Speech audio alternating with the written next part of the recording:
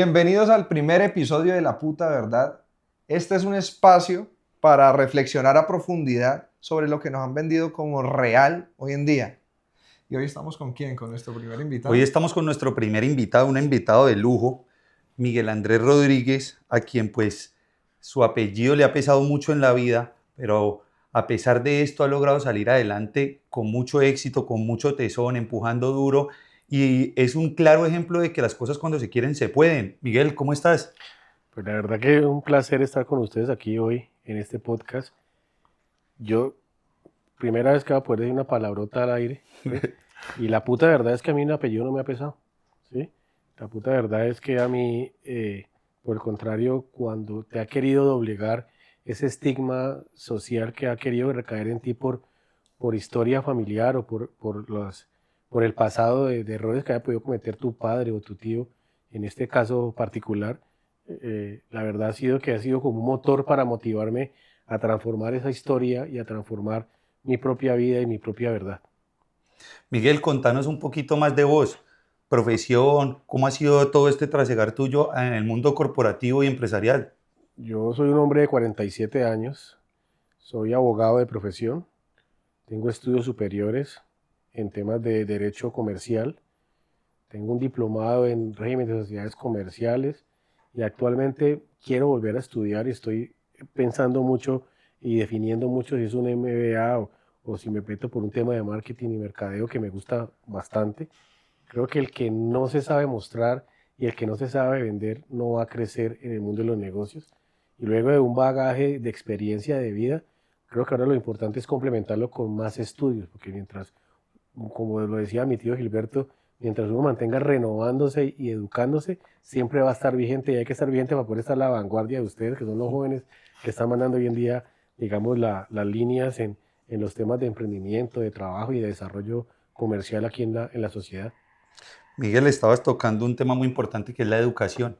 Quisiera preguntarte, ¿cómo fueron esos años tuyos en la niñez, claramente dentro de ese boom del apogeo del narcotráfico de los años 80, los años 90? ¿Cómo te crearon a vos? ¿Qué sentías vos en tu casa? ¿Qué era lo que digamos, tu familia te inducía o te proponía hacer en un futuro? ¿Cómo te criaron? ¿Hacia dónde ibas? De pronto el estereotipo de lo que es el narcotráfico, porque hay que contextualizar a la gente. Tengo mi propia vida, pero vengo de un origen familiar donde mi papá, que es Miguel Rodríguez Orejuela, y mi tío Gilberto, que ya falleció hace unos años en los Estados Unidos, privado de la libertad por sus errores que cometieron en un pasado. Todo el mundo cree que te educaron para el mal o te formaron académicamente, o te formaron no académicamente, que te educaron o te inculcaron desarrollar actividades ilícitas o al margen de la ley, y es todo lo contrario. Yo me crié en un núcleo familiar totalmente ajeno a todo ese mundo, donde la fortaleza más grande la tenía, o la cabeza visible del hogar era mi mamá, ¿sí? Donde los lineamientos eran muy claros por parte de mi papá, que era la educación, el respeto por los demás, el respeto por las normas que mi mamá inculcara en la casa, el respeto por tu hermano y por tu entorno familiar. Vivías en una cápsula como de cristal porque el mundo entero por fuera sabía en qué se movía y qué hacía mi padre, pero internamente en mi hogar se vivía tranquilidad. ¿Sí? Claro. Era un tema totalmente diferente. Era levantarte, ir a un colegio, educarte, tareas, descansar los fines de semana, ir a una finca o los viajes que uno puede hoy en día tener en unas vacaciones y con logros obtenidos. No era que te premiaban por simplemente ser un hijo. Si usted perdía el año o perdía la materia, tenía un castigo como cualquier persona la puede tener hoy en día. Y ver que estabas en un entorno económicamente pudiente, donde no te faltaba absolutamente nada, y crecer en un ambiente netamente familiar, rodeado de la familia de tu mamá, de tu papá, pero siempre al margen de cualquier actividad que estuvieran haciendo, desarrollando en su vida o en su doble vida, porque ni el Sí, entorno familiar sabía lo que hacía. sí, claro. Pero entonces vos teniendo esa niñez así, vos, ¿cómo ves a esos pelados de ahorita y la sociedad ahorita de los jóvenes que está permeada con todas esas series de narcos y toda la vaina y que creen que ese es el camino que deberían tomar? Yo creo que hoy en día el factor que lleva a que los jóvenes tengan ese pensamiento es el manejo y la fluidez de la información, que a diferencia de los tiempos de uno, no era tan mediática, era la televisión que tú veías era administrada por tus papás o los contenidos que vos veías. Yo recuerdo que ni noticieros me dejaban ver a determinada hora porque pues, era no tener que darme cuenta en un momento determinado que había un cartel de Se Busca de tu papá, ¿sí? Eh, yo no puedo juzgar hoy en día a los padres, pero yo creo que es el tema que uno vivió también, porque el poder que en un momento dado mi papá tenía socialmente hacía que no estuviera presente constantemente en la vida tuya. Entonces digamos que esos vacíos, un joven que no sepa o que no tenga una buena relación familiar o que estén preocupados por su entorno, se va a permear a que pueda tener acceso a cualquier tipo de información negativa para su vida. En ese caso, anteriormente, esos espacios generaban que los muchachos cayeran en temas de drogadicción, en andar con amigos que no convienen.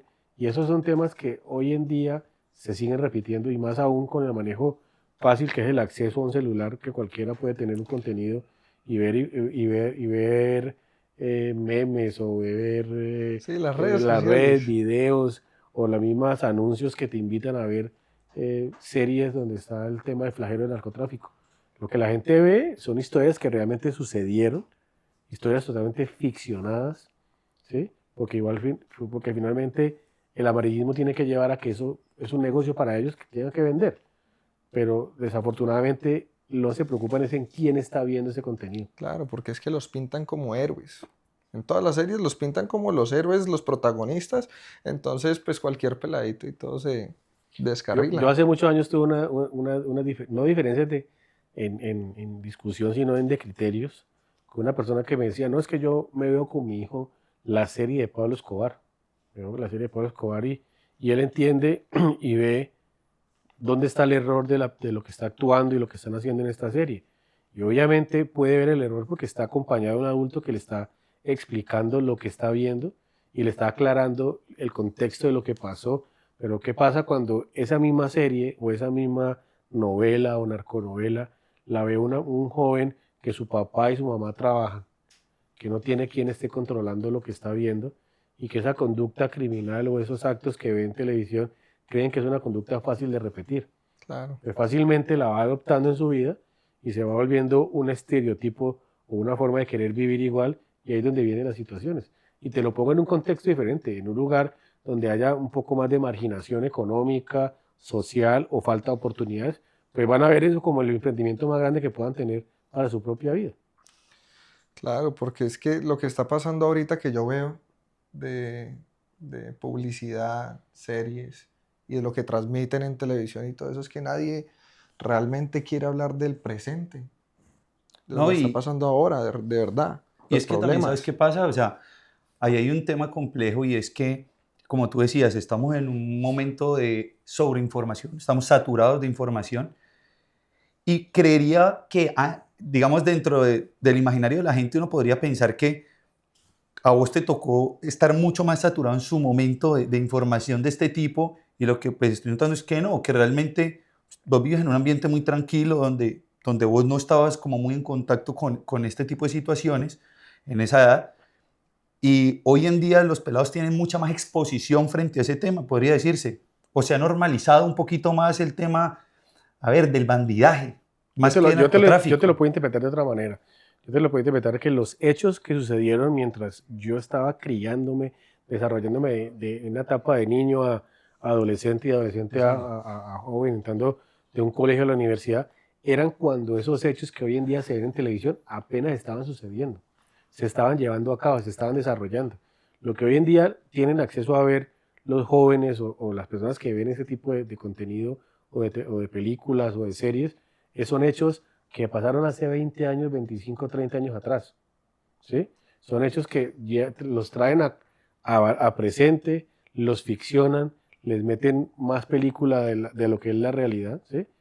Y para contar historias de lo que sucedió, que fue un boom en un momento por lo que hizo reconocer a Colombia negativamente. Entonces, mi postura frente a esos temas es que no deberíamos de aplaudir, pues desafortunadamente las las personas encargadas de desarrollar, vender, comercializar esas áreas, pues están detrás de un lucro, perdón, económico, que es un negocio, y es respetable su negocio. Pero, pero lo que desencadena culturalmente el caer nuevamente, el volver a traer a colación esa temática que debió de quedar en el pasado, que aún se vive y está presente, porque el flagelo del narcotráfico no se ha terminado, porque cada día crece más, pero ese no es el tema ni que venimos a tratar, ni que me interesa a mí hablar, pero contextualizándote el tema, es la información, es el manejo, es la forma en que lo venden, es la forma en que, como lo dice Daniel, los muestran como unos héroes y que cree el joven que no tiene unas bases sólidas, que no tiene la atención de sus padres permanentemente o que está al libre albedrío de la información que recibe, creen que es el modelo a seguir y es donde vienen las equivocaciones de ellos. Ahí, Miguel, tenés toda la razón, creo que compartimos ese criterio y precisamente quisiera ahí que nos dieras tu punto de vista frente a dos temas. ¿Qué tanto hace parte del problema la droga en sí o todo el ambiente que se genera alrededor? O sea, más que el narcotráfico como tal, todo este tema del bandidaje que se ha dado alrededor del narcotráfico. Y te lo toco que más desde la perspectiva, por ejemplo, de que hoy en día tenemos muchísimas drogas que están normalizadas en nuestra sociedad, como lo son el alcohol, el azúcar, cigarrillos y demás, que también son drogas, ¿no? Entonces, realmente, ¿cuál es tu postura frente al tema de las drogas y frente al tema del narcotráfico? Quisiera que me tocaras ahí también el tema de la legalización. ¿Qué piensas de la legalización? Yo nunca me he metido a tocar ese tema ni a explorarlo, ¿sí? Primera vez que me ponen ese tema sobre la mesa. Mi pensamiento particular o en lo personal, creo que el tema de la droga es un tema más de educación. Es un tema más de educación, es un tema más de la prevención que el hogar y de los temas de transmisión ¿cómo se dice esto? No éticos, porque no es de ética, porque es más de costumbres en tu hogar, ¿sí? De las buenas costumbres, de lo que te inculque tu padre, tu mamá, de la educación que tengas. No va a faltar el compañero que quiera llevar al otro a probar. Imagino que la tentación siempre va a estar allí, pero yo creo que así mismo como llega toda esa información que te invita a ver programas de narcotráfico, también hoy en día tenemos acceso fácil a ver todo el tema contraproducente que trae el flagelo de la droga, que trae el consumo de todas estas drogas letales que hoy en día, peores que la cocaína, que acaban con Claro. la vida de alguien en un par segundos. Ya es fortalecerse como personas, para mí el tema es educativo, el tema es educativo, el tema también es del consumismo que día a día estamos viviendo la sociedad, no solamente en Colombia, en cualquier parte del mundo, ese tema de consumir marcas, de consumir, de estandarizarte que la riqueza tiene que conseguirse a toda costa, ¿sí? Y se van olvidando de que puedes llegar a alcanzar cualquier éxito en tu vida o cualquier riqueza en tu vida, pero todo empieza tiene un inicio. Y el inicio es educarse, trabajar por ello, hacer planeaciones, alcanzar objetivos, lograr metas para llegar a un fin que es alcanzar una estabilidad económica que te permita gozar de la vida. Pero hoy en día los jóvenes y hasta los mismos adultos nos queremos pasar por encima de todo esto.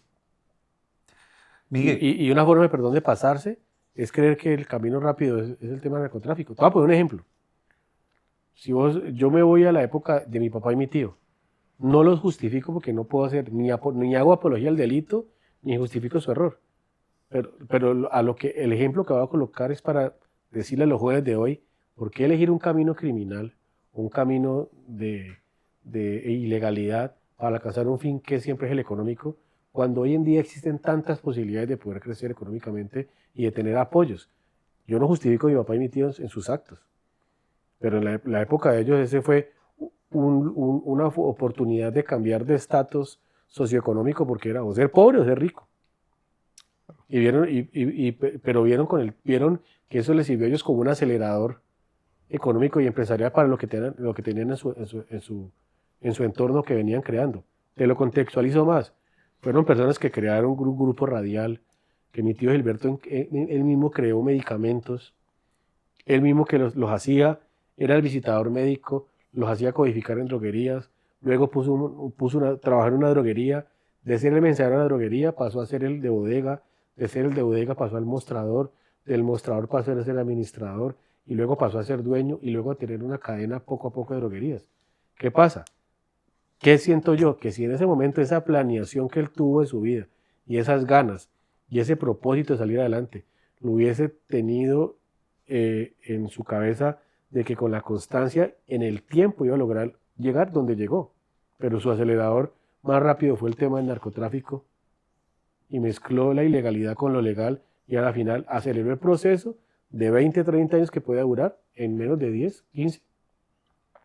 Pero a la final lo terminó llevando a una cárcel, a estar lejos de su familia y a perder todo lo que había logrado legalmente. Entonces, ¿para qué ese error?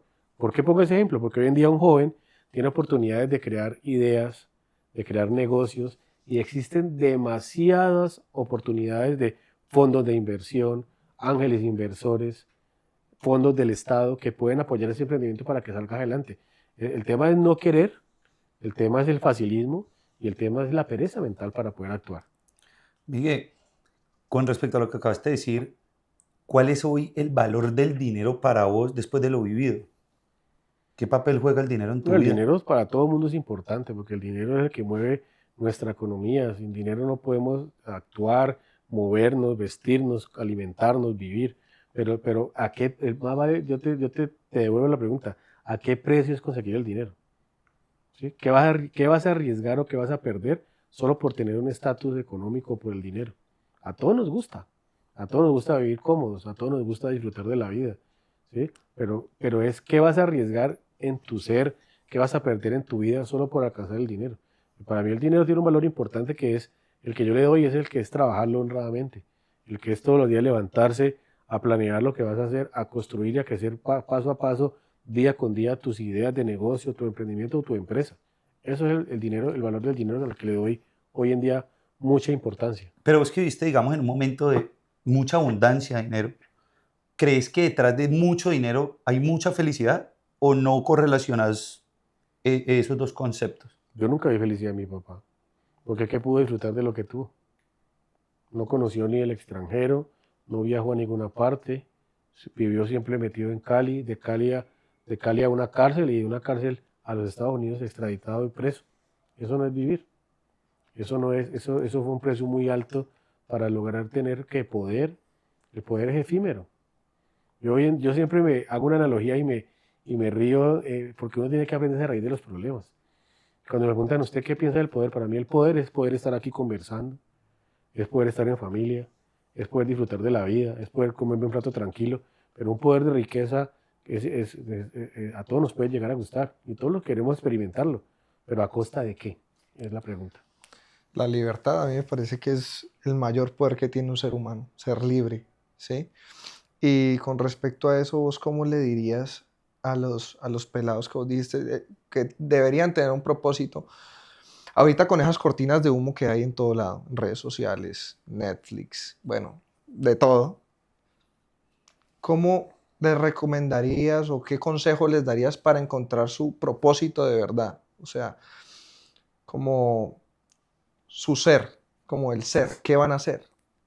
¿Sí me hago entender? La vida, el propósito de la vida se va encontrando hasta en las dificultades. No, pero yo siempre hablo es con ejemplos porque uno decirle a alguien, hágalo de esta manera, nadie aprende sino en cabeza propia. Ya. ¿Sí? Entonces, frente a la pregunta que me haces, frente a la afirmación que tú haces, perdón, primero, porque allí hubo una brecha de dos temas que tú hablaste, el de la libertad y luego el del propósito. En materia de la libertad, yo te voy a leer algo que casualmente hoy me llegó, ¿sí? Me lo compartió una prima mía, hija de mi tío Gilberto, porque estamos próximos en menos de 10 días, a que salga a la luz pública un libro que él escribió, que son sus memorias y que escribió estando preso. Él ya murió, es un libro póstumo, ¿sí? Yo no estoy autorizado a hablar de él porque es un tema de sus hijos, el contenido no lo sé que es un libro muy desde la línea de sus estudios, que lo que él se formó académicamente, tuvo que filosofar y aprender de filosofía en la cárcel luego el error, ¿sí? Pero cuando hablas de la libertad, Esas no son palabras de alguien que pagó cárcel, y pagó cárcel en España, como 5 años, 10 años en Colombia y casi 18 en Estados Unidos. Una vida entera. Porque si se murió al 83 y pagó más de 30 y pico años en cárcel, pues fue casi un 40% de su vida. No sé ni cuál es la matemática de la vida que tuvo. Sí. ¿Sí? Y él dice, la cárcel en Estados Unidos, la vida en estos lugares es una que, de tanto repetirse, no es vida. Como dijo alguien, una vida no vivida es esta que se le escurre a uno entre los dedos. Una vida propia y sufrida por uno, pero al mismo tiempo de propiedad ajena. ¿Qué quiere decir? Que la vida se le fue por las manos, se le fue. En el error. Y dice una vida no vivida de tanto repetirse, pues todos los días levantarte en una misma rutina del encierro. Entonces la reflexión que yo hago, y que gracias a ustedes por el espacio, pero la puta verdad de este tema es que ¿para qué querer tener años de esplendor, 2 años de esplendor en riqueza por dineros que se consiguen fácilmente, para luego estar llorando en una prisión o estar lejos de toda tu familia y perder tu vida detrás de las rejas? Total. Ahora que salió Fabio Ochoa de la cárcel, le preguntaban que si él se arrepentía de lo que había hecho y él decía que no se arrepentía de nada. ¿Vos crees que por parte de pronto de tu papá o de tu tío, que tienen un perfil muy distinto al de Fabio, a nivel de formación y de cómo vieron la vida y la vivieron, de hecho, ellos cambiarían algo de lo que hicieron? Yo creo que responder esa pregunta por el sentir de mi tío y papá es muy difícil, ¿sí? Pero basta ver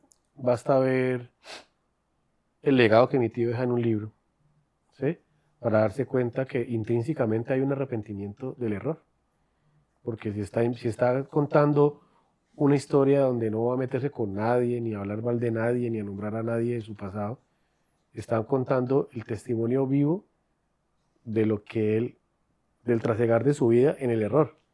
Y cómo perdió su vida metido en una cárcel, y está, yo creo que dejando al final un ejemplo, o un ejemplo no, está dejando al final un mensaje para que los jóvenes, la sociedad hoy en día, analice mucho antes de actuar en cualquier tipo de estar metido en un error.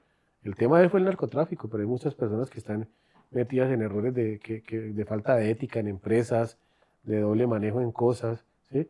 Que finalmente no están comprometidas, y que eso al final se te termina devolviendo como un efecto boomerang, que vos crees que la vida te va a llevar siempre por el buen camino, y la vida en un momento te cobra todo. Bueno, y ahí la puta verdad, como vos decías ahorita, realmente, pues es mi sentir y quisiera que vos nos dieras tu punto de vista. Yo creo que hoy en día hay bandidos peores. O sea, si bien somos una ciudad que vive en el pasado, Cali es una ciudad que creo que quedó estancada en los años 80, los años 90, en todo sentido, pues las cosas han venido cambiando mucho desde que tu papá y tu tío pues fueron extraditados, ¿no? Cayeron presos y fueron extraditados. Yo creería que eso que se ve en esas series de ficción o películas de ficción haciendo remembranza a ese pasado, pues realmente no es ni sombra de lo que vivimos hoy. Hoy yo, como tú lo decías, veo bandidaje en todas las esferas, en el sector privado, en el sector público, no solamente en negocios al margen de la ley, sino negocios que se dan dentro de los parámetros legales de nuestra Constitución en Colombia, ¿no? ¿Cómo ves el tema? Mira, yo en el ámbito personal te voy a contar un poco de mi experiencia. Primero, retomo tus palabras y veo hoy en día muchas personas, o la sociedad, preocupada porque va a salir, porque pidió mi papá bajo una carta que le envía al gobierno, está pidiendo, digámoslo, en un argot popular, como lo ellos dicen, pista para ser gestor de paz. Yo no soy vocero de mi papá, yo no tengo por qué hablar de eso. Es una decisión personal que él está asumiendo, y es un acto de contrición que tiene para querer aportarle a enmendar más el error que pudo haber cometido. Y enmendar es que la historia se conozca y que la gente no repita esas conductas, ¿sí? Pero veo la sociedad asustada por eso, o algunas partes de la sociedad, ¿sí? Salió Fabio Ochoa y fue un boom, una huella. Hombre, muchas personas recobran la libertad a diario. Entiendo muy bien que el perfil, las vivencias y el estereotipo de lo que todo este tema hoy en día de series, televisión y del pasado, ¿sí? Como nos catapultó esa historia en el pasado que mundialmente nos conocieron por ser Colombia un país de narcotráfico, ¿sí?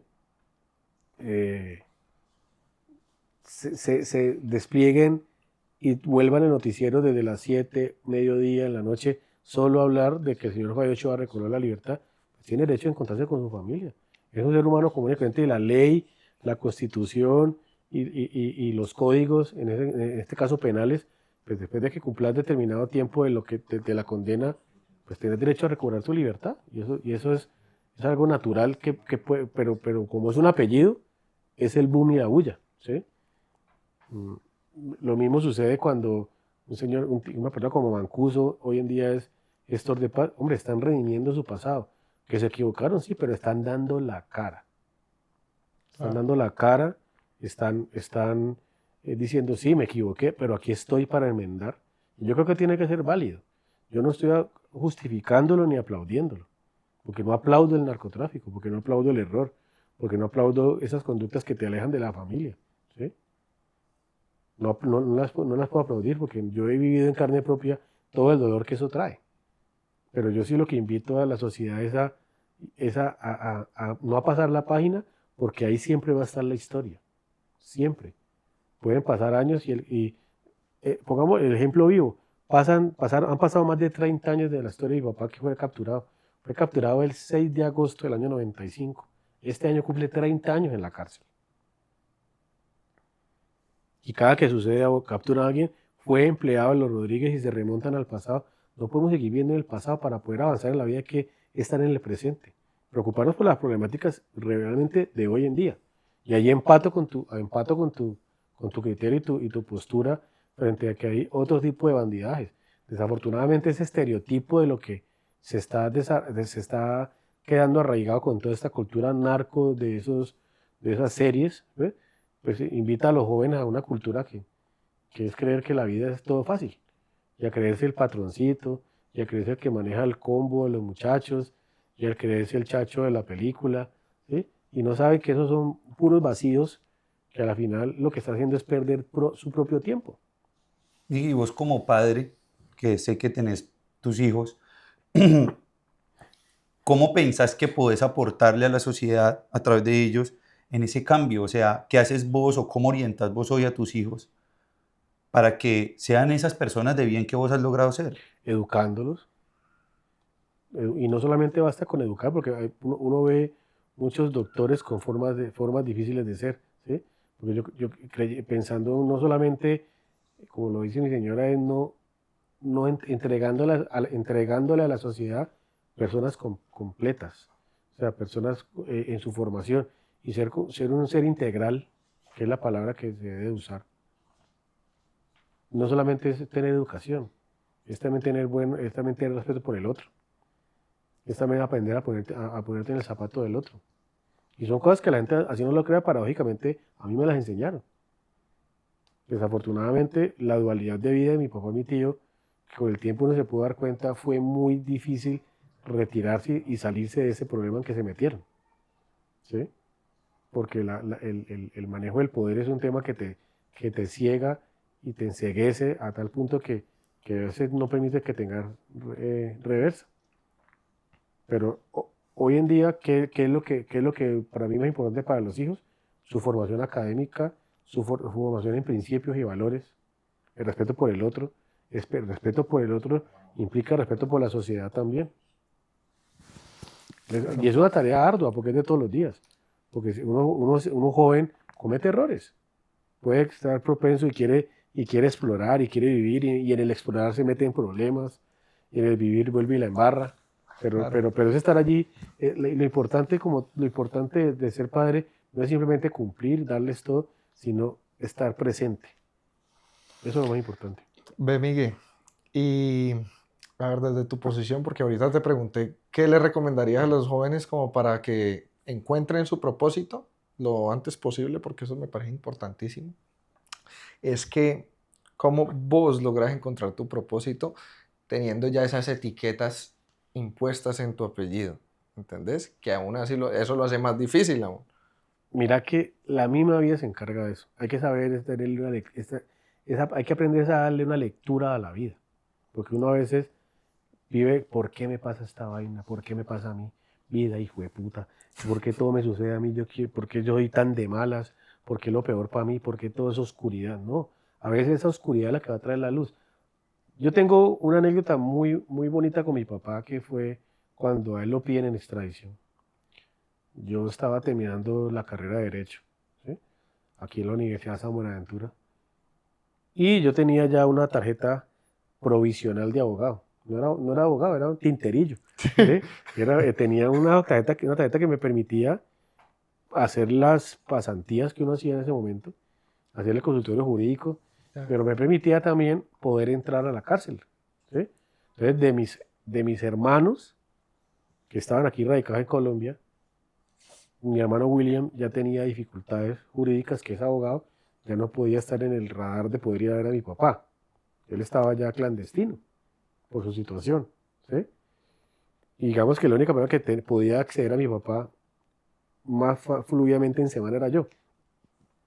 Por las condiciones de la extradición, a ellos los trasladaron para otras cárceles y era más complejo el ingreso. Entonces yo con esa tarjeta provisional era el que podía ingresar. Entonces, porque me voy al final para devolverme y contarte el tema del propósito. Pero la historia bonita allí es que la oscuridad siempre trae luz. Cuando él lo extraditan, él arma una carpeta. Y en esa carpeta que él arma, él empieza como a contrarrestar y a debatir con pruebas ese indictment, como se llama eso, que son los cargos en los Estados Unidos. Y me decía, necesito que me haga el favor, haga un lobby a nivel político para que vaya, toque puertas y pueda mostrar que yo no tengo nada que ver con ese tema por esto, esto y esto. ¿Sí? Y yo un día le dije, pero papá, yo veo que esa gente no me atiende, que ahí no va a pasar absolutamente nada. ¿Sí? Yo tenía 27 años o 26 años y le digo eso y me dice, vea hijo, uno en la vida tiene que hacer todo lo que el corazón le dicte. Si yo me encuentro en este cuarto y este cuarto es hoy día mi vida y este cuarto está totalmente en oscuro, y era una celda donde estábamos en Valledupar, y si esto está en oscuras, es que mi vida está en oscuras. Pero si por esa esquinita que está allí me entra una franja de luz y yo me puedo hacer todo lo que sea para meterme por ese hueco, me voy a meter para encontrar la salida. Entonces eso me enseñó que por más difícil que esté la situación en tu vida o los problemas, siempre hay una luz que te va a guiar para volver a comenzar. Con ese ejemplo duro que era estarme separando de mi papá o estar a pocos meses de que lo extraditaron, y lo extraditaron. Pero él luchó hasta el final aquí para mostrar que no tenía que ver con eso, aunque por encima de eso se lo iban a llevar, porque era un tema más político que otra cosa. ¿Entiendes? Entonces, ese ejemplo de lucha me motiva. Siempre que tengo una dificultad me acuerdo de ese momento. Porque si aún me puede llamar un hombre que lleva 30 años en la cárcel, si aún le pregunto cómo está, y me dice que está bien, y está viendo la peor condición de vida, ¿cómo no va a poder alegrarme yo y cómo me va a deprimir si estoy en la libertad? Si puedo volver a empezar al otro día, si puedo disfrutar de un plato de comida. Entonces, es empezar o iniciar a disfrutar las pequeñas cosas de la vida, que lo dijo Fabio Ochoa cuando lo entrevista. ¿Qué va a hacer ahora? Disfrutar las pequeñeces de la vida o las cosas más sencillas, algo así dijo. ¿Sí? Volviendo al tema del propósito, mi vida la tenía yo casi prácticamente que elaborada. ¿Sí? Y elaborada era que en esa misma bola de cristal que les dije que vivíamos, su cápsula de cristal, pues tu entorno familiar, tu mejor amigo eran tus primos, tus hermanos, porque la sociedad no te rechazaba, pero uno tenía cierta prevención por el rótulo que te daban de ser el hijo de. Entonces, mucha gente te conocía, te saludaba, ¿sí? Y yo lo digo hoy haciendo analogías con el día de hoy. Es como el Instagram. Un hater es que llama, Sí, el que te quiera atacar te dice, vos sos un bobo y pues, ¿sí? Y el que te quiera querer te va a dar un like. ya. En ese momento no existía eso, pero eso era el que te acercaba, te llevaba doblado y te saludaba, ¿sí? O el que se te acercaba y quería tu amiga para escuchar de ese cuento, de ese momento, y el que simplemente te volteaba y no te saludaba era que le importaba un carajo tu vida. Entonces, ¿a mí qué me pasa? A mí me pasa que yo estoy yo me metí a estudiar y mira cómo hoy en día en la charla que yo tengo hablo del propósito. Y el propósito que yo encuentro es que yo me gradué de la universidad y yo quería estudiar, era administración de empresas, por todo el entorno que yo veía familiar. El América de Cali, Droga a la Rebaja, los laboratorios farmacéuticos, las emisoras, o sea, un complejo empresarial que dije yo, pues, me gustan los negocios y quiero estudiar administración de empresas. Ya no me da pena, yo me presenté en el ICESI.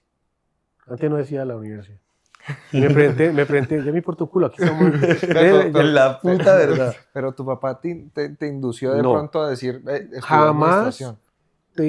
jamás Te indujo, ni mi perdón. papá ni mi tía lo indujo a ningún miembro de mi familia a estudiar lo que ellos quisieran. De hecho, hay una anécdota también que mi hermana le dijo a mi papá delante mío, mi hermana Stephanie, no, yo quiero estudiar ingeniería industrial, y mi papá. No estoy diciendo que mi papá sea machista, pero se comportó como machista, porque dijo, pero eso es una carrera como muy para hombres, eso fue machismo, es un machismo disimulado, ¿sí? Sí. Sí. Y mi tío Alberto le brincó y le dijo, no señor, ella tiene que estudiar lo que ella quiera, porque uno en la vida tiene que ser lo que uno le nazca estudiar, uno no puede ser un frustrado porque le digan a uno inclines a estudiar tal cosa, no, lo que le guste. Y hoy en día es una mujer muy brillante, muy capaz, que vive en los Estados Unidos y maneja una línea de contratación fuerte en una empresa norteamericana, ¿sí? Entonces, volviendo al propósito, yo me presenté y en mi colegio 3, 4 compañeros se presentaron a la misma carrera. En ese momento uno te entregaban esos listados, uno iba a mirar el tablero o mirar el corcho si habías quedado. Ah, no, la sorpresa, huevón, yo no quedé. Entonces yo internamente me soy muy bruto. Que no pasé, no tengo el nivel académico, el IFES, no sé. ¿Sí? La hueva que no pasó. Además porque administración pasa casi todo el mundo. Sí, ¿No? yo decía, muy bruto. ¿Sí o no? Sí, claro. Y ya, Dios santo, entonces como tenía la libertad, me fui a estudiar fuera inglés, volví, tenía la libertad de elegir qué quería estudiar. No, pues, mi papá abogado, mi hermano mayor, esa fue mi decisión, mi hermano es abogado, yo también voy a estudiar derecho. Resumen, me metí a estudiar una carrera sin amor por ella. Primero a quinto semestre. Teníamos una clase que se llamaba, no sé si todavía existe, sociología del derecho. Y en la clase de sociología, recuerdo mucho que la clase fue en un auditorio al lado del lago, allí en la Universidad de San Buenaventura, donde queda la biblioteca. Y en ese salón llega el profesor y empieza a hablar, y ese día hablaban del estigma. Y el profesor cuenta que él se retiró de una universidad prestigiosa de Cali porque él hacía parte de un comité de admisiones y que por estigma a un muchacho no lo han recibido. Eso me suena como conocido. ¿Sí? Y cuenta que era. Entonces yo levanté la mano. Ese muchacho soy yo. Era mi historia que la estaba contando él. Entonces, obviamente el amarillismo del momento, el profesor me hace pasar frente al salón y que cuente cómo me sentía yo, como un testimonio de vida allí. Primero me levanté gagueando, porque sabes que uno en el colegio, cuando usted hacía grupos en el colegio que vamos a hacer el trabajo de ciencias sociales, yo ponía la cartelera, uno no quería participar de las cosas, entonces no tenía esa capacidad de poder hablar. Y yo me paré, gagueé, expliqué, pero si vos me preguntas hoy, ¿qué pienso de ese momento? Es lo mismo que te dije ahorita el ejemplo del Instagram. Yo me acuerdo y puedo partir en tres esa clase, ese auditorio, y puedo contando la historia, puedo ver cómo una parte del salón no le importaba un carajo lo que yo estaba diciendo. Otros me miraban concentrados y pudo haber unas lágrimas de alguien que se sintió como Claro. golpeado con escuchar ese Sí. testimonio y otros que simplemente se reían. Y esa es la vida. Pero uno no puede andar preocupado en la vida por qué van a decir de mí, pucha, que es que si me quieren, si no me quieren, no, viva su vida. No, y en la vida siempre va a haber gente que te quiere y gente que no te Entonces, quiere. allí, primer ejemplo, tu propio propósito lo definís vos. No puedes estar pensando en los demás, Total. porque son justificaciones. ¿Sí? Y eso pasa mucho en la juventud, va a justificar y no hacer nada. Claro. Pasa el tiempo, ya tengo amor por mi carrera, ¿sí? Termino, tengo la tarjeta provisional de abogado que les contaba, y de pronto en ese momento, de pronto a veces uno no encuentra el que yo tenía mis rayes con mi papá, como cualquier hijo, usted lo puede tener con su papá, usted también, por alguna situación de vida. Y los rayes eran, no me acuerdo que haya ido conmigo a un partido, no me acuerdo que haya ido a mi primera comunión, porque uno no entendía, uno de niño y de adolescente no tenía la capacidad de entender el rol de tu papá y lo que él representaba en su propia vida, lo que había construido de él. ¿Quién era él? Para mí era mi papá normal. No era jefe de ningún cartel, ni era nada. Miguel, mi papá. Entonces, ese rayo, esas carencias pequeñas, ¿sí? Estaba ahí guardado. Entonces, la vida te ayuda primero que todo, solo la vida sola en el tiempo te va a encontrar el equilibrio. ¿Cuándo lo encontré yo? Con esa tarjeta provisional. Porque él era el único hermano o el único hijo de todos los que hay que podía ir donde él. Y que el último año, cuando lo piden en extradición, lo pude acompañar yo en su cumpleaños, solo. Pude ir yo el Día del Padre. Pasé con él un 24 en la cárcel. Pasé con él un 31. Entonces, eso ayudó a equilibrar esa balanza en cuanto a la parte de emociones. Entonces pude sanar. Ese era un primer propósito que era el personal. Y luego cuando ya lo extraditan, viene ya el propósito de vida. ¿Qué voy a hacer con mi vida? Yo no puedo seguir viviendo a la sombra de que soy el hijo de.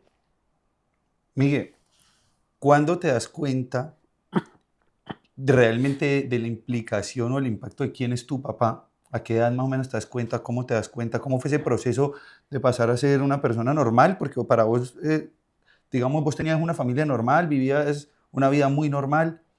¿Y qué implicaciones empieza a tener eso en tus relaciones interpersonales? O sea, ¿cómo viviste vos, por ejemplo? Y es algo que todos lo vivimos en este momento. eh, ese acercamiento con amigos, con mujeres, desde la conveniencia, ¿sí? O desde Sí. también la no conveniencia de, es que usted cómo va a salir con ese muchacho, mijita, si es el hijo del capo del cartel de Cali. Yo nunca le había puesto cuidado a eso. ¿Sí? Y me pasó ya viejo. Porque una vez armando un grupo de los exalumnos del colegio, y yo terminé metido en ese grupo y yo veía que eso mandaban, ¡plin! Un WhatsApp. ¿Te acuerdas de tal evento? Y yo, "Güey, puta, yo no vi ese evento. ¿Te acuerdas de tal cosa?" Y yo pues digo, tan huevón yo, pues si no me invitaban a nada, a mí no me invitaban a nada de eso, ¿sí? Por lo que estaba viviendo. Ahora, volviendo ya a esa época, claro, era complicado, o sea, una vida normal hasta los 15, 16 años. Cuando mi papá ya empieza esa guerra tan fuerte con temas de Pablo, pues con uno no se metían en esas guerras, eran entre cosas de ellos, pero siempre la gente pues sabía lo que pasaba por las noticias, entonces obviamente había un vínculo y tenías una relación de amistad con tu amigo en el colegio, en un recreo, jugando fútbol, pero nunca había un tema de ir a una casa, ¿no? Porque yo salía el viernes inmediatamente por una finca que nos metían allá, pero me manejaban del todo como que vamos a estar en familia y era estar resguardados, ¿sí? Mm, Luego ya el tema de cuando mi papá lo capturan, pues obviamente se vio mucho más sesgadas esas amistades, ¿sí? El cuchicheo o el que te vean de otra manera diferente, eso es la parte personal, ¿sí? Con la Eh, pareja, ¿cómo lo viviste? ¿No? yo me acuerdo que digamos, la novia del colegio en ese momento, la mamá se escandalizó y que no podía ser novia mía. El papá después era un bacán y iba a decir, no, que no pasa nada, pero eso era muy complejo, eso no hubo, eso era un tema totalmente difícil de manejar. Mm, y antes que un tema de pareja, lo más fuerte era el que no te tuvieran en cuenta para invitarte absolutamente ni siquiera a un cumpleaños de un amigo, ¿sí? A un partido de fútbol. Yo me acuerdo que tenía un amigo en el colegio que era una persona que no tenía, digamos, los mismos modos económicos que todo el mundo. Entonces, entonces no había ese estereotipo de que la mamá pusiera limitantes conmigo.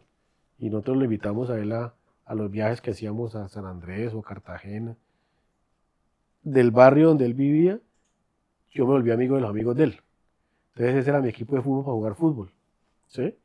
Pero no con las personas que estudiaron conmigo.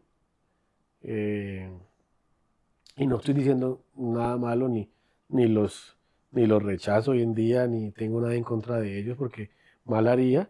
Entiendo como padre hoy en día de familia la salvaguarda de tus hijos y la prevención que eso puede generar por la parte mediática de ese momento, y eso es totalmente entendible.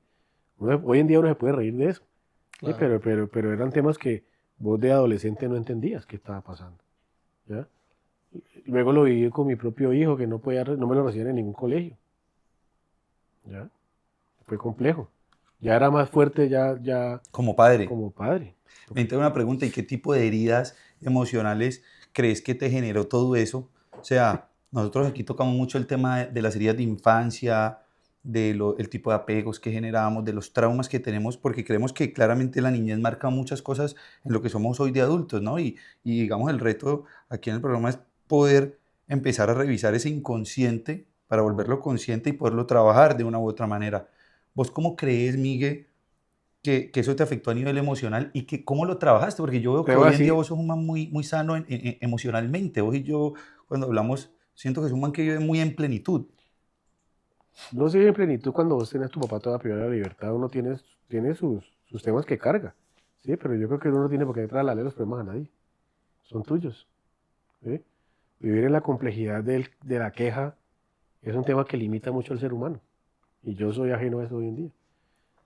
¿Qué te puedo decir yo frente al tema de heridas? Yo creo que la vida me había preparado antes para este tema, Ok, porque es un tema que no hemos tocado, es que cuando yo tenía un año de edad, a mí me dio cáncer en un riñón, ok. ¿ya? Mi mamá, yo nací, al año mi mamá quiere llevar, pues yo no tenía conciencia, creo yo, para conocer lo que era Disney en Orlando, pero mi mamá tenía unos sobrinos que ya estaban entre los 8 o 10 años de edad, y ella quería que conocieran el parque Disney. Viajamos con mi abuela y de regreso a Miami, en la Florida, empieza un, empiezo de niño con un llanto que no paraba, un llanto incesante fuerte. Termino yendo al médico, termino en una sala de urgencias en un hospital que se llama el Miami Children's Hospital en Miami. Me hacen múltiples chequeos y terminan encontrando en el riñón mío izquierdo un cáncer, un tumor maligno, que era un cáncer, que se llama un tumor de Wilms, ¿sí? Así que se conoce clínicamente. Y eso me llevó a vivir 2 años y medio, 3 años en el hospital. Me extirparon el riñón, quimioterapia, radioterapia y estar hospitalizado en esa infancia. Entonces yo creo que lo que mi papá y mi mamá pensaron iba a ser el único problema que iba a tener su hijo. Entonces yo siempre digo, yo digo ya en burla en mis conferencias, si yo logré vencer un cáncer físico y un cáncer social, que es el estigma, uno puede con cualquier cosa en la vida. Todo está aquí, Sí, claro, ¿sí? total. Yo me acuerdo leer en la revista Semana, en los confidenciales, que mi mamá la tenía, mi mamá o alguien la resaltó, le quitan la visa a los hijos de los Rodríguez y sale mi nombre y yo, pero no, mi forma de verlo era, pero no, por volver a Estados Unidos, pero yo tenía 14 años. Yo no estaba en el sector financiero, no tenía cuenta bancaria, no tenía tarjeta de crédito, no tenía seguros de vida. Entonces, digamos que aprendí a crecer sin estar en el sistema financiero en un momento determinado, no me sentía afectado. Contrario, tiene que haber sido para mis primos que ya eran ejecutivos, que tuvieron que cancelar sus cuentas, que no puedan comprarle seguro a sus hijos ni médicos. Tuvo que haber sido más difícil, Claro. ya, ese bloqueo financiero. Yo no lo sentí porque era un adolescente, que no tenía una vida comercial, ¿sí? Pero yo creo que la vida me fue preparando y me fui fortaleciendo porque tenía ya conciencia, tuve cáncer, me salvé, estoy aquí, estoy viviendo, siempre con esa formación de mi mamá muy fuerte encima de uno, dándole fuerza a ser fuerte. Es tan importante ese arraigo de las mamás en la vida de nosotros, que también ayudan mucho en nuestro carácter, en lo que tú hablas en nuestra infancia. Yo recuerdo cuando llegó la noticia, extra extradición para los Rodríguez, pues yo me descompuse como hijo. Yo llegué a mi mamá y lloré, le dije, mamá, ya no a mi papá, y esa es la vida de su papá. Eso es lo que él tendrá que asumir. pero la vida para usted continúa. Y yo creo que yo me fui y mamá quedó peor de vuelta a mierda. Claro. Pero es el rol de mamá de darte fuerza. Entonces, claro, heridas tienen que haber, eh, rayes tiene que tener todo el mundo, ¿sí? Pero está en cómo le hace el manejo. Ven, te digo, vos mencionas ahora a tu mamá, eh, y yo siempre he tenido como una duda y es, ¿qué papel jugaron las mujeres que estuvieron en ese entorno en el momento del cartel? Eh, no solamente pues en las dinámicas familiares de los miembros del cartel, sino en tu vida. ¿Cómo es el papel de la mujer? Primero que todo son mujeres muy valientes, ¿sí? Para soportar todo ese entorno, no que las llevaron a vivir, porque no estuvieron obligadas, ¿sí? Y digo mujeres valientes no haciendo críticas de ella, eh, sino por la fuerza que nos dieron a todos para seguir adelante. Eh, Respeto mucho a la mujer y hablar de la mujer es muy difícil uno opinar de lo que en un contexto histórico que uno no vivió y que no estábamos en la edad que tenemos o que tienen ustedes o que tengo yo para decir lo estoy viviendo yo en carne propia. Era la vida de ellos, ¿sí?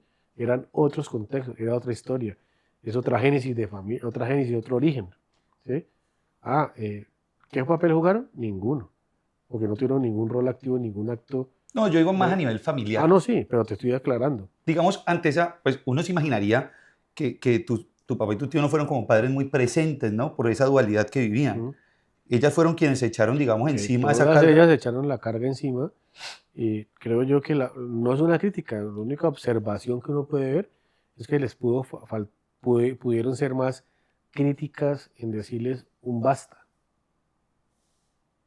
¿sí? Pero al mismo tiempo, vuelvo y repito, históricamente eran otros contextos que uno no puede opinar y no puede hablar de lo que no conoció Total. y tampoco estoy justificando nada. Claro. Es mi forma de verlo con respeto por ellas. No, igual ellas hicieron, digamos, lo mejor que pudieron con las herramientas que tenían, lo que vos decís, o sea, Eso es digamos, lo que todos nosotros hacemos, hasta estamos como de acuerdo, padres. Sí, estamos de porque acuerdo. ahorita esta época hay madres jóvenes que no saben decirle no a los hijos, ¿no? Por ejemplo. Y cuando realmente ese es el rol del padre, ¿no? Es limitar más el actuar de tus hijos que pues, de tu pareja, por ejemplo. Pero chévere porque yo creo que la gente también a veces desconoce mucho esa presión y toda esa carga que de una u otra manera tuvo que enfrentar mujeres como tu mamá, que realmente le tocó echarse no solo la carga durante toda la guerra del cartel, lo que sea, sino cuando tu papá se va extraditado, ella es quien queda velando por ustedes, pues. Pues ya éramos adultos, ¿sí? Pero digamos que queda velando no solamente la mamá mía, de mis hermanos, ¿sí? Las mamás de mis primos, quedan siendo un eje fundamental de fortaleza y de fuerza como bastión para seguir la vida, porque es que, sí, mi papá y mi tío los extraditaron y tienen una vida en una cárcel, pero la vida para nosotros o estaba comenzando apenas o continuaba y los problemas no te pueden acabar, ¿Vos tenías una relación cercana con tu papá y con tu tío?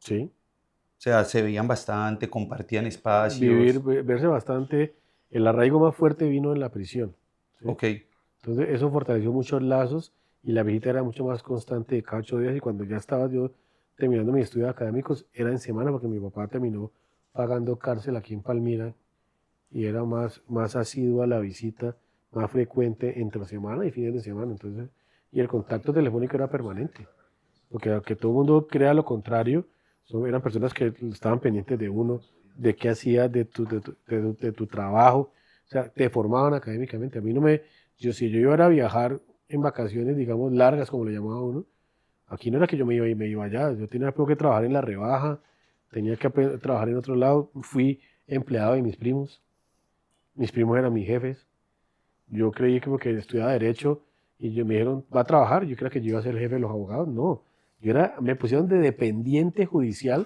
de los abogados, o sea, era empleado de los empleados de ellos. Y al final entendí que eso lo que me hacía era educarme para aprender a estar en el zapato del otro. Para mandar hay que primero aprender a estar ahí. Ve, hablando de educación académica, formación en la casa, pues familiar.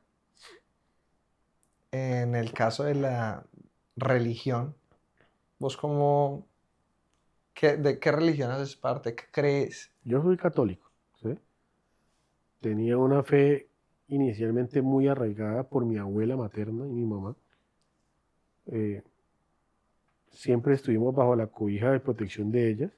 Cuando mi papá cae en la cárcel aquí en Colombia, digamos, el vínculo se estrecha mucho más por ir a visitar. Entonces, yo creo que para mi mamá fue un momento muy difícil porque no hablo que mi papá quisiera comprar sus hijos con comodidades, pero la cercanía ya te daba otro acceso a que de pronto, no sé, no justificándolo, pero a veces uno quiere tratar de enmendar el error de no estar mucho tiempo permanente con dinero. Entonces vayan a pasear, vayan a rumbear, vayan a esto, y no se sale uno de la línea de conducta de la mamá, pero te volvés que tenés poder adquisitivo, entonces ya vas perdiendo el tema de las costumbres. Entonces ya no ya te dejas de ir a la iglesia, solo por actos sociales que hay que ir a una precomunión de un primito o un bautizo va. Entonces hubo una distancia de la fe por un tiempo determinado. La fe no puede ser solamente cuando el problema está. ¿Sí? Que por ejemplo ya, ay, lo van a extraditar. No, Diosito, que no me quiten todo por ahora. No, ya te lo van a quitar porque te lo van a quitar porque tu papá la cagó. Claro. ¿Sí? Entonces, no es solamente buscar ese apoyo en Dios o ese salvavidas en el momento determinado. Todo ese tema de los miedos que uno vivió, yo creo que los miedos que vivimos con este problema, el desazón que uno puede sentir, la tristeza, la depresión en que puedes caer cuando tu papá se lo llevan, hubiese sido más fácil manejarlo si hubiese estado pegado en la mano de Dios. La ausencia, digamos, en un momento de los límites que te dan el dinero, te hace tomar distancia de lo que no puedes tomar, y esa verdadera riqueza es estar cerca de Dios. Entonces, digamos que uno vuelve en esa reingeniería de vida, cuando les hablo del propósito, de encontrar temas, también fue encontrando un tema con Dios. Me pasó, ahora que me preguntas por el tema de qué creo, yo una vez me senté con una señora que yo estimo mucho que se llama Guillermo Rojas. Entonces Guillermo me dijo, yo le decía, no, tengo un problema, el hijo de puta, y él se reía. Y me decía, me encanta que tenga problemas. Y yo por dentro decía, este viejo huevón, ¿cómo que me encanta que tenga problemas? Marica, ¿cómo que me encanta que tenga problemas si le estoy colocando una queja mía y se ríe? Entonces un día me dijo, le voy a regalar un spa para el alma. Yo le ponía cuidado y termina regalándome un retiro. Y yo por dentro, no, qué marica, un retiro eso. Qué pereza tan berraca esto. Tuve estas discusiones con mi señora llevándome al retiro. Y yo no quiero esa huevonada. Y entonces, hermanito, hermanito, no, que hay que entregar el teléfono, que no pueda tener comunicaciones. Y entonces yo como si parecía un mafioso que se va a entregar con condiciones. Entonces que yo voy, pero si me consiguen una habitación para dormir solo, porque no me soporto a nadie roncando. Me la consiguieron. Y yo, Dios santo.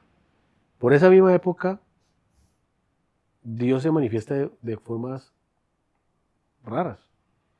Que uno a veces dice, esto me parece raro, pero tiene su esencia, tiene su génesis. Y por ese momento mi papá estaba padeciendo un cáncer de próstata. Estaba muy enfermo y se daba que esa misma semana lo trasladaban después de una lucha fuerte para conseguirle que lo atendieran en una clínica. Y lo trasladaron. Cuando a un interno que está en la cárcel en Estados Unidos lo trasladan, nunca nos comunican ni quién hace el traslado ni para dónde va, porque por temas de seguridad en lo que ellos manejan en sus complejos penitenciarios. Yo me voy allá a entregarme mi mujer me armó la maleta y me llevaron allá casi a la brava, y yo llegué a la puerta y cuando todos estaban tipo, hermanito, una abrazadera, hermano, y yo sé que es esta verdad, son abrazándome aquí, Dios mío, y que bienvenido. Y cuando yo estaba esperando la noticia de mi papá que pasaba, me alcanzó a recibir una llamada de mi esposa. Entonces me dice que era la esposa de mi papá, Marta Lucía. Entonces me permite una llamada así, claro. Entonces yo contesté, aló, mi hijo, es un milagro, ya su papá llamó yo, pero un milagro, ¿por qué? Si pues igual estamos esperando que llamen así que llegó bien. No, es que es un milagro, mi hijo. Su papá está en una clínica, iba por un pasillo caminando y por el otro venía su tío Gilberto. Llevaban 10 años sin verse. Y los guardianes permitieron que se abrazaran y se saludaran. Y estuvieron un mes en la misma clínica juntos. Después de que la condena los habían separado. Llevaba más de 16 años sin verse, o 15 años sin verse. Uy, qué berraco. Entonces yo dije, no, esto ha sido un milagro. Entonces yo dije, no sé esto qué tiene, pero yo voy para adentro. Y me fui para el retiro. Esa noche había una cena y yo levanté, que alguien dijo que quería decir de algo. Entonces yo levanté la mano. Y yo conté, no, me pasó esto, mi papá fue Natán, yo que tú no me miraba. Que yo ya me calenté aquí adentro, pero tenía que contar este testimonio. Cuando me paro, toda la mesa, yo trabajé con su tío en tal lado. Eso había puros bandidos redimidos en ese mismo retiro. Un conclave. Un conclave en el retiro, yo Dios santo. Pero fue una manifestación muy bonita de Dios que amplió y retomó mi fe, ¿sí? Y que en un tiempo, digamos, fui partícipe de apoyar y dar testimonios de vida de donde vos venís, que vean que estás pegado a Dios. Eso es un tema que motiva mucho para que las personas entiendan que la fe es un camino que todos debemos tener, que no es solamente un salvavidas, que no es ir allá a darse a rodillas, a arrodillarse en la iglesia o en lo que vos creas, sino que es una fe constante y un diálogo con Dios que tenés que tener interno. Sí, o sea, definitivamente el tema de Dios es fundamental. Yo creo que en el momento en que vos te separas de Dios o vas perdiendo esa conexión con Dios, las cosas no te fluyen de la misma manera y creo siempre que ese propósito al final está más marcado pues en mi caso personal lo veo así, por Él y no tanto por voluntad nuestra, ¿no? Mira que lo has tocado alrededor de toda la charla y ha sido que nosotros siempre, o sea, no es, digamos, justificar el error, ¿sí? O hacer una apología aquí, pues, al narcotráfico o algo así, pero sí pues, por lo menos reconocer cuando hay una actitud de redención y de querer dar la cara y de querer subsanar algunas cosas que no vas a poder subsanar del todo, pero hacer lo que puedas por remediar lo que hiciste. Y yo creo que todo eso viene de esa conexión con Dios, de entender que hay algo más grande que vos y que todos de una u otra manera estamos conectados con esa... Eso evidentemente es así. Cuando Daniel me habla que una de las temáticas más importantes, y cuando me invitan aquí al podcast ustedes dos, que es el entender un poco el propósito, y el propósito no es uno disfrazarlo, sino que decir la puta verdad, Sí, como se llama el claro, podcast. ya. Hablar con la verdad, con la claridad. La verdad es que sí, nací en una cuna de oro, que no me faltaba nada, fui un testigo oculto de todo. Yo siempre decía, ¿por qué me pasa esto a mí? ¿Yo por qué estoy aquí? ¿Por qué tengo que ser, mi hermano William está escondido? ¿Por qué tengo que ser yo el elegido, a que tengo que llevar las hijas a que vayan y lo vean escondido? ¿Sí? Entonces, pero fui un testigo que Dios me puso en todos los escenarios para entender que son un tema de repetir y para poder darle el consejo a otros de que hay otras formas de vivir la vida. Uno no puede transformar su vida y dejárselo para él. Una historia tendrá Daniel, una historia tendrá Fabián, pero cada persona tiene que aportarle a la sociedad algo y devolverle algo de lo que ha vivido. Y en ese caso es lo que yo empecé a hacer. Hace 11 años me invitan, yo tuve una oportunidad de estar con una persona que conozco y me senté en una oficina de una fundación y me dicen, no, voy a hacer una campaña del perdón en una cárcel. Y yo lo escuchaba. Me dijo, ve que vos vas a hacer un libro. Yo no tiene ningún libro, güey. Yo, sí, yo voy a hacer un libro. Yo no tiene ningún libro. Yo buscando a ver cómo me invitaban. Porque siempre estaba buscando una forma, o sea, mi papá, soy abogado, mi papá lo extraditan. Dígame usted, ¿quién carajos va a contratar a un hombre como Miguel Rodríguez para asesorarle a la empresa en pleno escándalo? Claro. Nadie. En la lista Clinton, ¿cómo puta me pagaban? Menos. Entonces yo tenía que hacer mi propia vida. ¿Y cómo era la vida? Crear una estrategia. ¿Y mi empresa cuál era? Era yo. Mi empresa era mi nombre, era transformarme. Me llamo igual que mi papá. Todo el mundo ve en este momento a mi papá de esta manera, pues me van a ver de la misma manera a mí. ¿Qué tengo que hacer? Tengo que transformar esa historia. ¿En qué? En carne propia. Aún con diferencias que se hubiera podido presentar que él le molestaron. Yo recuerdo que en esa misma reunión, este personaje me dice, vamos a hacer unas charlas sobre el perdón, ¿querés participar? Y yo, sí, claro, y yo por dentro, ¿Y yo qué carajo voy a decir? Claro. Pero es aprovechar las oportunidades. Y en esa oportunidad, el perdón yo decía por dentro, pero yo cómo voy a hablar de perdonar a mi papá si es que yo viví el dinero de él y ese dinero permitió que me pagaran el cáncer en Estados Unidos, tener otra oportunidad. Quedaría hablando con doble moral yo, atacando a mi papá cuando eso yo me usufructué. O por lo menos me pagaron la educación, todo. O sea, si hay un principio de mi vida es que yo no tengo por qué hablar mal de mi papá, así tengo diferencias con él, son mías, o como pueda tenerlo usted con su papá, usted con el suyo. Pero salir uno a hablar mal de los papás no está bien. Claro, total. Estamos de acuerdo. Eso es una ética que es familiar. ¿Sí? Entonces yo dije, no, yo no, ¿qué hago? ¿Cómo lo hablo? Entonces, no, pues voy a enfocar el perdón desde lo que les dije, las carencias, y fuimos montando una charla con todo el mismo cuento que te conté, con lo que me pasó en la universidad, con la falta de oportunidades, con el propósito y todo. ¿Quién era mi audiencia? La cárcel. Entonces yo decía, la cárcel, Dios juega tanto con uno que me pone en un escenario donde con quien yo iba a hablar, yo sentía lo que la familia de ellos siente. Ellos están presos, pero mi papá también lo está. Entonces yo sé lo que la familia de ellos siente porque a mí me tocaba ir a ver a mi papá igual que lo van a dar ellos ahí encanados. Pero me dieron el cuento que yo iba a dar una charla a las internas de la cárcel de Tuluá. Yo me fui a ver a las internas. Y llego yo, que había llevado a estar 10 años visitando cárceles, y bienvenido yo, bienvenido. Bienvenido a una cárcel. Entonces ya, esta película es diferente. Se puede cambiar. Desde allí empezaste a ver un cambio. Claro. Solo ir a aportar un grano de arena, ya te reciben de otra manera en una prisión. Me recibe el director de la cárcel, es un placer tenerlo aquí. Un placer tenerlo aquí. O sea, son cuestionamientos que uno ya, porque uno decía, o sea, como un director me decía, era un placer, si antes era, hagan fila normal y vaya a ver a su papá. Su testimonio es tan importante que no queremos que hable con las internas. Le tenemos el patio 1 de la cárcel, marica. No. Todos guerrilleros, paramilitares, delincuencia común general. El patio 1, si usted averigua en cualquier penal, es el más difícil de todos. Como lo dicen las garbimbas completas. La realidad. Sí, y Todo. yo, Dios santo bendito. Y bueno, yo lo que dije fue, volviendo a Dios, ya estoy aquí, respáldeme. No me Claro. caeré en vergüenza porque no puedo quedar mal. Entonces empiezan a presentarme y yo he hecho hacer un video de intro, ¿sí? Porque tengo una empresa que era una agencia.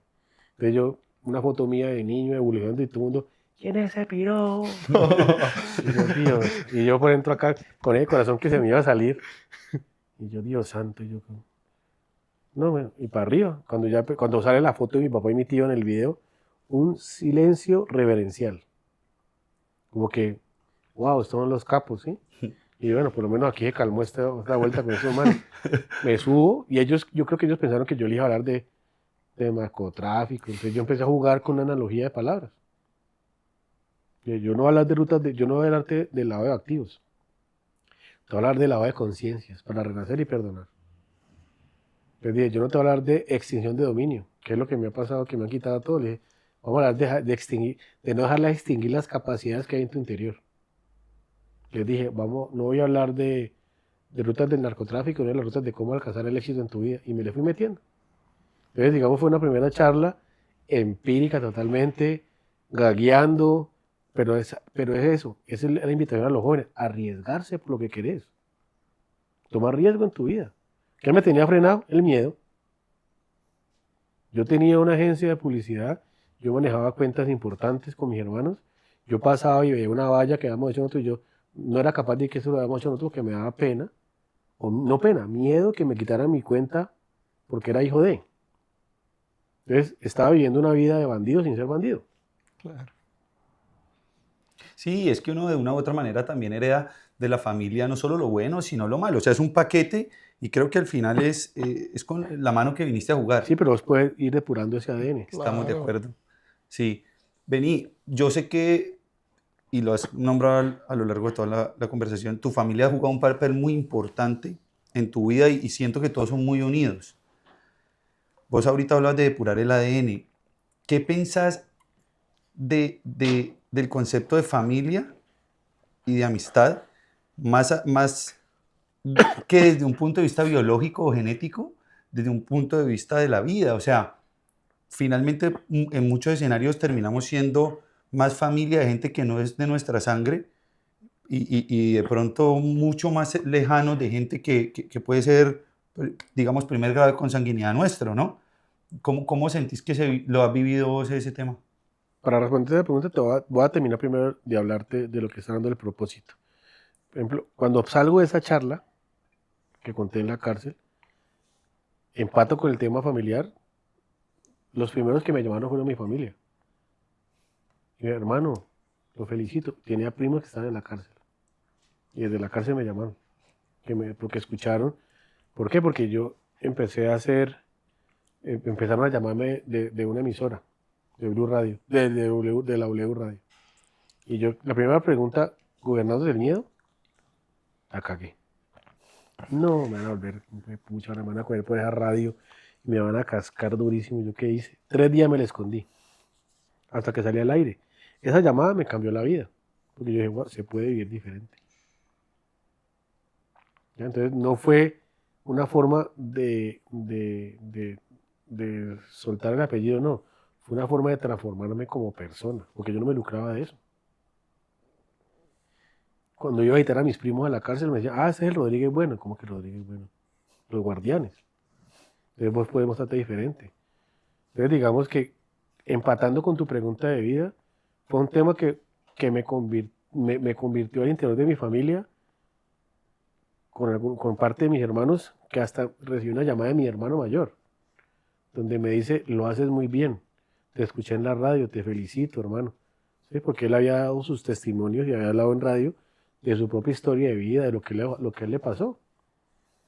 Entonces, recibí una llamada que también fue muy importante, que fue de mi tío Gilberto.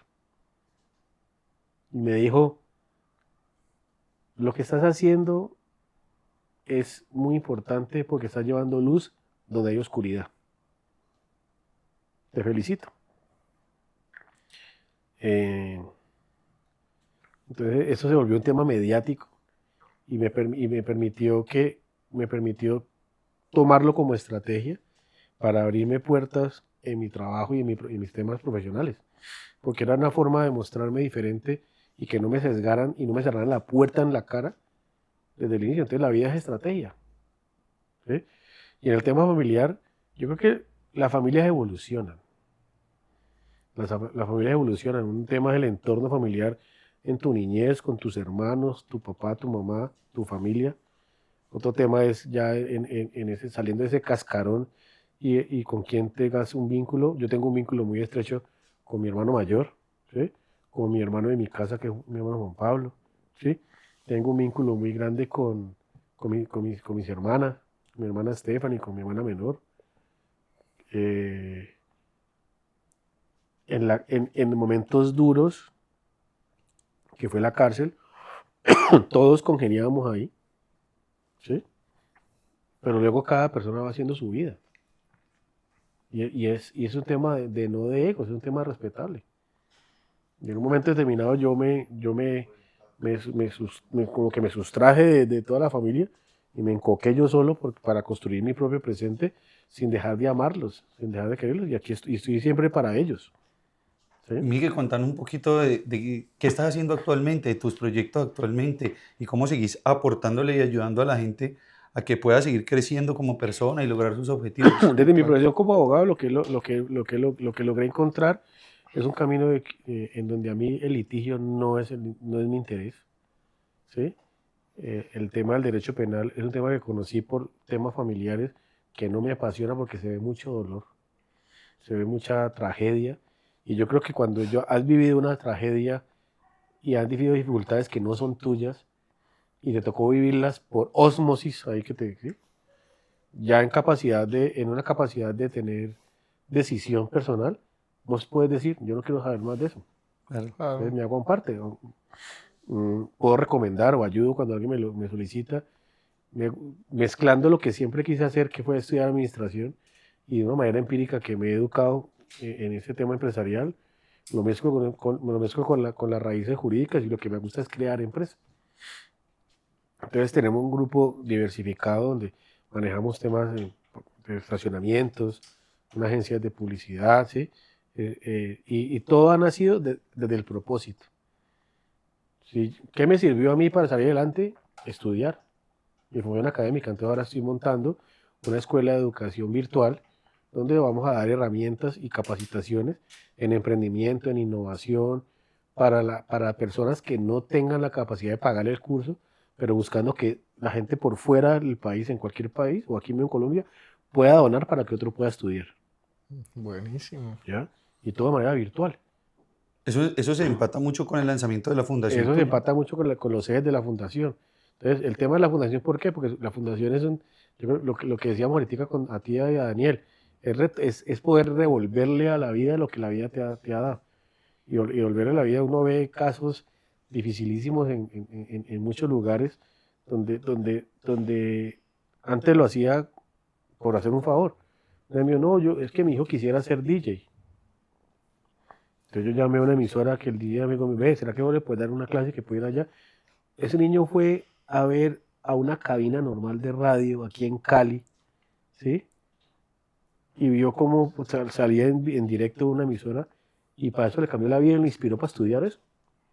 Entonces uno haciendo, con algo tan sencillo que está a tu alcance, puedes cambiar la vida de otra persona, ¿por qué no hacerlo de manera constante? Cuando la vida, uno no puede andar lamentando. Si yo no tuve la oportunidad de traer una multinacional, si ninguna multinacional me iba a contratar, me tocó ir haciendo mi propia vida. Si empresas privadas, si he creado empresas, yo mismo me he creado y he generado mi propia oportunidad. Entonces yo creo que es la oportunidad de crearle oportunidades a otros, ¿ya? Y es poder darles ese empujón. ¿Qué aprendí yo? Una oportunidad, hay una persona de la policía que llama, no sé, el capitán o intendente, no sé cómo se llama, de apellido Valencia, que es la que maneja las barras. Sí. La barra Brasil me decía un día, El que maneja en el estadio sí, los partidos. hace mucho tiempo no lo veo, y él me dijo un día, Miguel, ¿para qué hacer una charla y sensibilizar si el pelado te llega a la charla? Y el pelado escucha. ¿Y de ahí qué? Pero no se trata de tocar. No, mijo, no se equivoque, hágalo. ¿Y hago qué? Claro. Claro. Hay que generarle las oportunidades. Entonces, en ese orden de ideas, yo creo que todo es de momentos, y es el momento ahora. Es el momento es una fundación que se llama Conector Social, acciones que construyen paz, ¿sí? Porque yo creo que la paz no es simplemente decir, voy a ayudar a hacer la paz, soy un agente de paz. No, la paz se hace con acciones y con hechos, ¿sí? Cuando le has pedido la oportunidad a mucha gente en el sector político, ve, ayúdame con esto, hagamos esto, y se hacen lo de la vista gorda.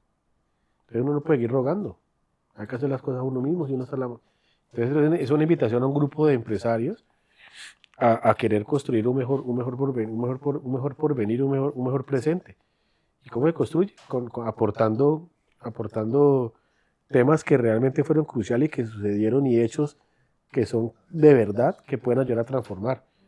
Hace 4 años, antes de pandemia, me miento, en julio del 2019, yo conocí al hijo de Pablo Escobar por teléfono y conversamos. Juan Pablo, que yo dije, se llama Sebastián, y con Sebastián me dijo, ve Miguel, casualmente yo voy a ir a Cali, porque estoy grabando un documental con una casa francesa.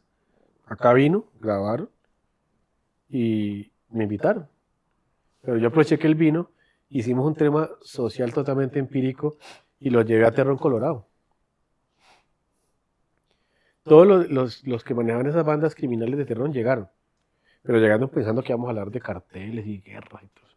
No, hablamos de emprendimiento, de transformar, de esas guerras estúpidas que no tienen ningún sentido, de que mi papá y el papá de él se pudieron estar casi matando, ¿sí? Y cómo nosotros somos amigos, no tenemos por qué heredar esas rabias, ¿sí? Y eso es un tema que llega a ejemplarizar que puede vivir en paz. De ahí nació que muchos de ellos soltaron esas armas y hoy son emprendedores. Y es un tema que ni siquiera le hicimos trazabilidad. Entonces yo creo que uno tiene la vida, como te lo decía ahorita, conoce uno infinidad de personas y yo para qué conocía a este. yo para qué conozco a este cantante, yo por qué conozco a Yuri Buenaventura o a Nino Caicedo, o por qué conozco a Andy o a los de Guayacán o del grupo Nietzsche, yo por qué los conocí. Toda esa gente que inspira son los que hoy en día como amigos vos puedes llamar y decirle, ayúdame con este tema para darle una charla a un muchacho una conversación que puede inspirar a que si él venía como una obra muy fuerte de Buenaventura, por ejemplo Willy García, y Willy se volvió un gran cantante y es un tipo exitoso, puede inspirar a que un pelado quiera salir adelante cantando. Entonces digamos que uno lo que puede ser un eje, un hilo, un eje o un conducto para mostrar esas relaciones que tienes de amigos. Y a la vez te vuelves un catalizador porque eso potencializa el tema. O sea, no es lo mismo que a vos te vengan a decir, mira, sí, vos puedes llegar a ser un gran cantante, un man que canta en bares por la noche, que no estoy desmeritando nada de eso, pero pues obviamente te motiva mucho más si va un cantante de la talla de Willy Caicedo, ¿sí me entendés? De Willy García a hablarte pues, o de Andy Caicedo, bueno, los que nombraste anteriormente que tienen una trazabilidad, un recorrido en la industria y pues realmente son ejemplo. Uno de los propósitos que la fundación es, primero, son 4 ejes. Uno que es paz en territorios, que es mostrarle a los jóvenes toda la línea de vida desde el nacimiento de mi papá y mi tío, dónde vivieron, de qué vivieron, cómo iban adelante, cómo eran pobres y cómo hacían emprendimientos, toda su ruta empresarial y también la ruta de su equivocación. Cómo esa equivocación los lleva a la cárcel, de la cárcel a ser extraditados, a morir en una prisión y al final, ¿qué ejemplo queda de eso? ¿Ya? Para contextualizar que son historias que no se deben de repetir. Ok. ¿Ya? Segundo, el otro eje es todo el tema de emprendimiento e innovación, en alianza con un emprendimiento que tengo que se llama La Popular, que son, yo tengo ya droga a la rebaja, pero tengo la experiencia y hemos creado un marketplace donde la gente puede vender con catálogos y es darle la oportunidad que la gente genere empleo. 3, es el tema del emprendimiento femenino. Y no se trata de empoderamiento femenino y emprendimiento, no, se trata de ayudar a esas mujeres que están viviendo en un yugo donde son maltratadas y poder darles una ruta de asesoría legal, psicológica y transformar su vida dándoles oportunidades laborales con nosotros en esos catálogos que tenemos de venta. Y empata con el tema de educación, que es fomentando la educación en quien quieran tener el aprendizaje de habilidades blandas para poder resolver su vida económicamente. Entonces, estamos tratando de sacar adelante cursos de barbería, de maquillaje, todo para que la gente se pueda educar y de eso monetizar y vivir. Miguel, ya para cerrar, quisiéramos hacerte una pregunta que tenemos fija aquí en La Puta Verdad. Dani. A ver, ¿cuál es para ti la puta verdad que nadie quiere aceptar, pero que todo el mundo tiene que escuchar? Que le digan las putas verdades en la cara a uno. Sí. Ya. Tenemos que empezar a tener un contacto más frontal con nuestra realidad y aceptarnos la mano que nos tocó jugar, como A decías. ninguno nos gusta que nos digan la verdad, pero no se trata de que nos la digan, se trata de que podamos aceptar y si nos la dicen es para poder mejorar como personas. Claro. A diferencia de tener un mentiroso ahí diciéndote todo lo bonito que quieres escuchar, porque no Ah, es no, real. sobasacos ahí en todo lado. Claro. Uy, No, no. y para poder tener un cambio, lo primero es reconocer qué es lo que vas a cambiar y aceptarlo, ¿no? O sea, realmente sentir que necesitas cambiarlo. Yo creo que eso es algo que como sociedad nos ha afectado mucho porque nos han enseñado a tratar de ocultar o de minimizar el problema, ¿no?